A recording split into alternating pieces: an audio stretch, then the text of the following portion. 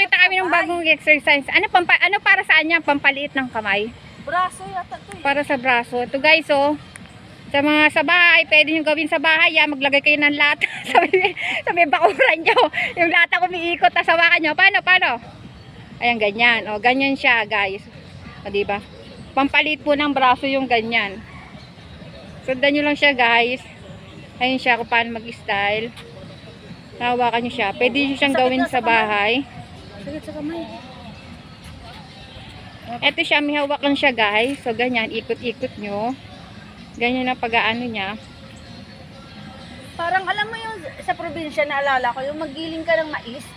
O, ayan. Isipin nyo lang yung nagigiling ka naman. Ngayon, itataas nyo lang, guys, yung kamay nyo. Taka nyo siya gigilingin. Oh, parang diba? ganito nga yun. Parang saan ba yung para pampalit ng braso, no? Oo. Ganyan siya, oh. Pamuscle. Pampalit siya ng muscle.